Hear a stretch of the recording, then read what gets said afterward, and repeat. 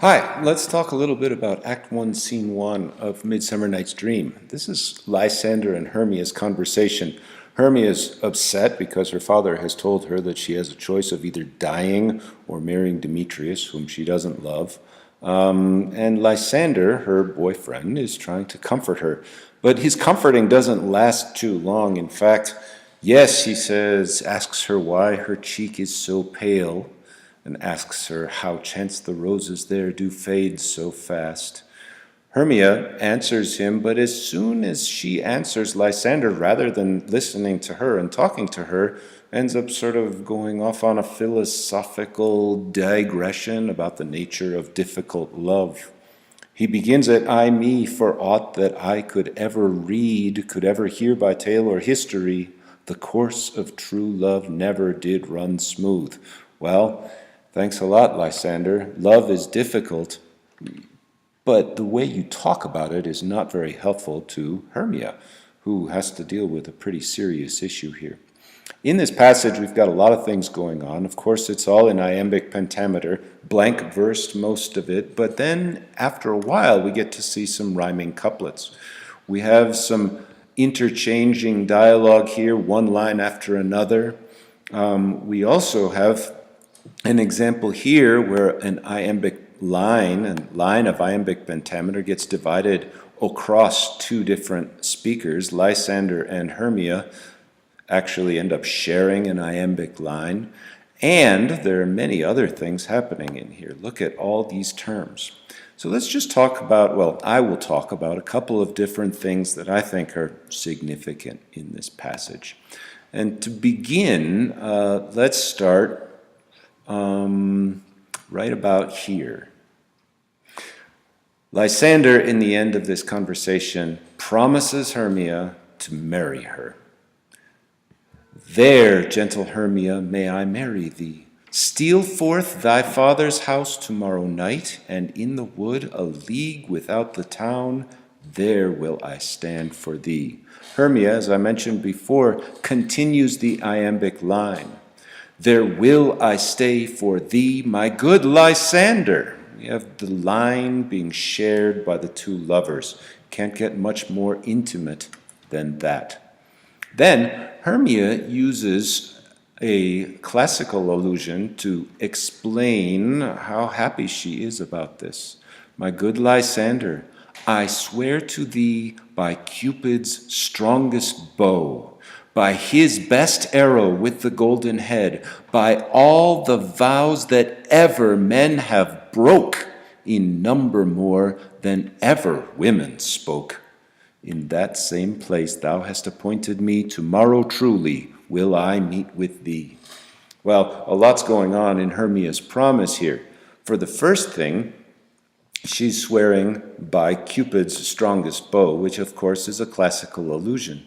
In addition to that, she turns her vow to criticize men. She's swearing by all the vows that ever men have broke. And she's also using slightly changed syntax to emphasize her point. In number more than ever women spoke. So we have a very similar construction here, that ever men have broke, and here, than ever women spoke. In addition, we also note that there's all of a sudden these lines are rhyming again. So we've gone from blank verse, which is most of what has happened here, to rhymed couplets. By all the vows that ever men have broke, in number more than ever women spoke, in that same place thou hast appointed me, tomorrow truly will I meet with thee. So we've got a shift from unrhymed to rhyme, and we've got this use of an oath that is making fun of the fact that men tend to break their promises. It's also foreshadowing something that is going to happen later on in this play. Another really interesting part of this passage, at least to me, is Lysander's description of love. In general, Lysander tends to use cliché, talking about Hermia's rosy cheeks. In this case, however, he comes across some images and some comparisons that are pretty unusual and novel. He says, if there were a sympathy in choice, referring to the choice that someone can marry, war, death, or sickness did lay siege to it, making it momentary as a sound. Love can be shortened. And here we have a long description of how short love can be.